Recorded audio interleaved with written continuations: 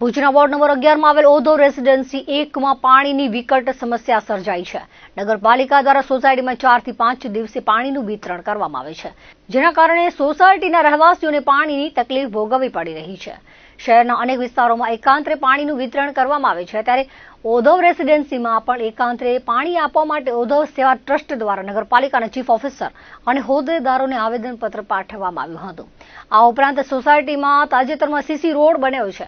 આ સોસાયટીમાં વરસાદી પાણી ભરાવાની સમસ્યા હોવાના કારણે રોડનું લેવલ ઊંચું લેવું પડેલ છે, જેના કારણે સોસાયટીના 4 શેરીઓ રોડથી નીચે થઈ ગઈ છે। આ શેરીઓમાં તેમજ નવા બનેલ સીસી રોડની સાઈડમાં અને કોમન પ્લોટ ઇન્ટર બ્લોક તેમજ સીસી રોડ માટે ગ્રાન્ટની ફાળવણી કરવા માંગ કરવામાં આવી હતી। આ સોસાયટીના રહેવાસીઓ નગરપાલિકામાં નિયમિત વેરાની ભરપાઈ કરતા હોવાથી પડતર પ્રશ્નોના સત્વરે ઉકેલ માટે માંગ કરવામાં આવી હતી।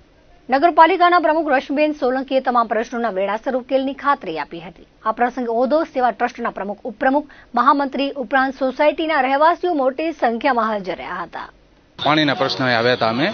અમને નગરપાલિકાના પ્રમુખ શ્રી રશ્મિબેન સોલંકી દ્વારા સારો જવાબ મળ્યો છે અને જ્યારે અમારા પ્રશ્નો હોય છે ત્યારે નગરપાલિકાના પ્રમુખશ્રી અને તમામ હોદ્દેદારો, ઘનશ્યામભાઈ ઠક્કર હોય કે તમામ હોદ્દેદારો અમને સારો જવાબ અને સારો રિસ્પોન્સ આપે છે અને અમારા કાર્ય પૂર્ણ થાય છે। હાલ હમણાં થોડા ટાઈમથી પાણીનો પ્રશ્ન હતો અને અમે રજૂઆત કરી છે, અમારી રજૂઆત કાને ધરી છે અને અમને વિશ્વાસ છે કે નજીકમાં નિવેદન આવી જશે। હમણાં 3-4 દિવસથી પાણી નહોતું આવતું। પહેલાં તો રેગ્યુલર 3 દિવસે આવી જતું હતું, પણ હમણાં થોડોક ઉનાળાના હિસાબે પ્રોબ્લેમ થયો છે, તો એમના રજૂઆત કરી છે અને એમને સંતોષકારક જવાબ આપ્યો છે।